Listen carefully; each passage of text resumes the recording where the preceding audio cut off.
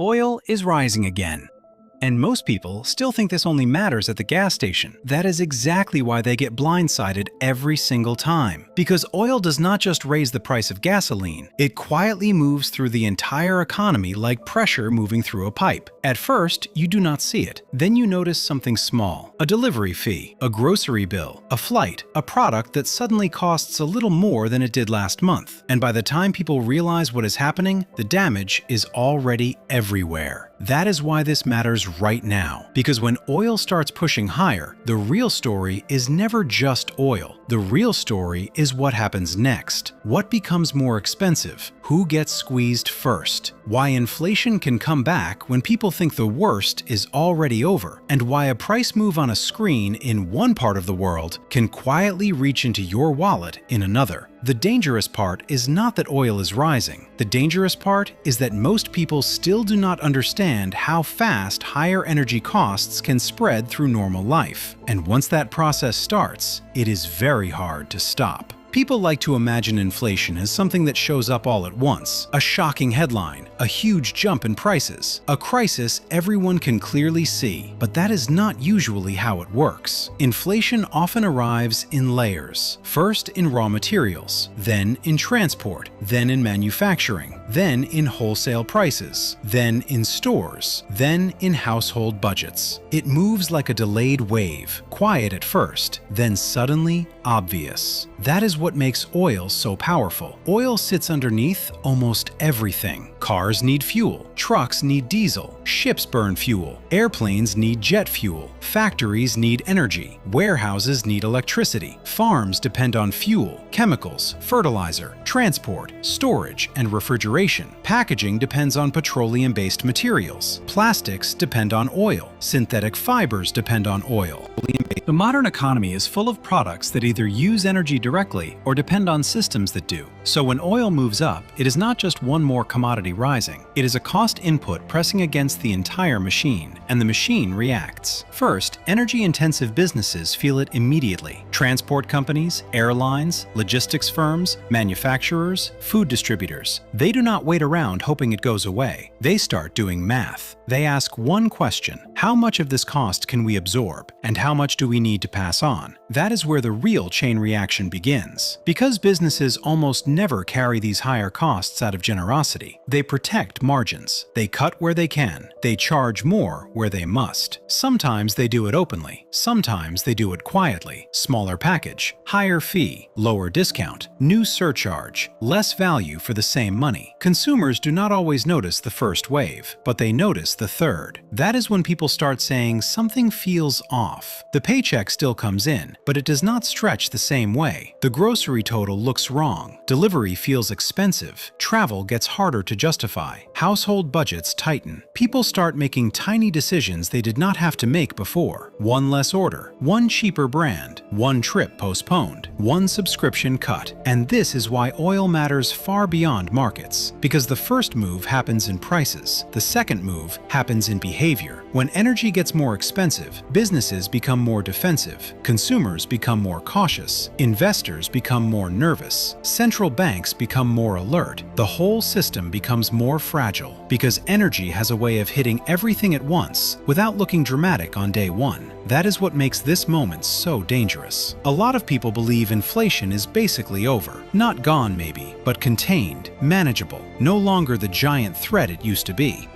People want to believe the economy is returning to normal, that the worst pressure is behind us, that price shocks belong to the recent past. But oil has a habit of ruining that comfort. Not because it always explodes, but because it does not need to explode. It only needs to rise enough and stay elevated long enough to force businesses and households to react. That is all it takes. A steady push at the wrong moment, a prolonged period of pressure, a market that starts pricing in risk and refuses to calm down. And right now, that is exactly what markets are doing. When traders fear disruptions, they do not wait for an official shortage. They do not wait for tankers to stop moving or pipelines to shut down completely. They price risk in early. They react to uncertainty itself. If a key shipping route looks vulnerable, if a conflict threatens a producing region, if supply feels less secure than it did a month ago, oil can move sharply before the average person sees any visible effect. That is how fear becomes pricing. And and once pricing changes, economics follows. That is the part many people miss. Oil is not just about what is physically happening, it is also about what markets believe could happen. A rumor can move prices, a threat can move prices, a regional escalation can move prices, a warning can move prices, because energy markets are hypersensitive to disruption, and for good reason. The world still depends on oil far more than many people want to admit. For all the talk about transition, electrification, and a cleaner future, the current economy still runs on fuel, freight, petrochemicals, and global transport. A huge amount of modern life is still tied to hydrocarbons, and that means oil has not lost its power. It just became easier for people to forget it for a while. Until now. The reason higher oil creates such broad pressure is simple. Energy is not a luxury input. It is a foundational input. Businesses cannot just decide not to use it.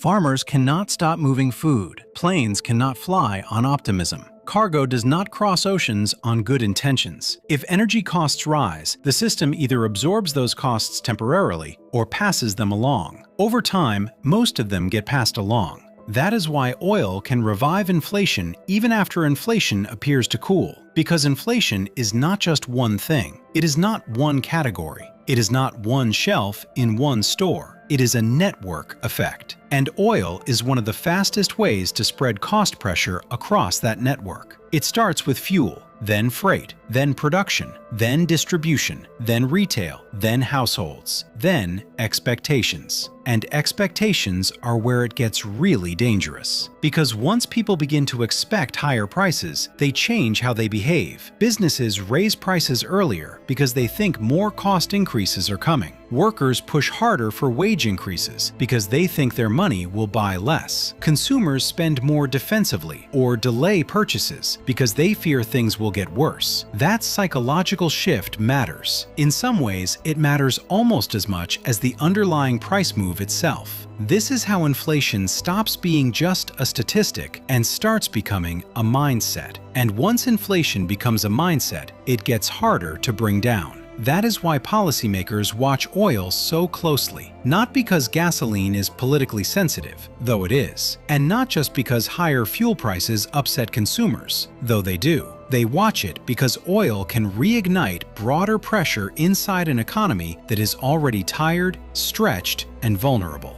And that is exactly the kind of economy many people are living in now. Consumers are already worn down by years of elevated prices. Rent is still high. Borrowing costs are still painful. Insurance is expensive. Food is not cheap. A lot of households are already doing mental calculations every week just to stay comfortable. So when oil begins to rise again, it does not hit a relaxed system.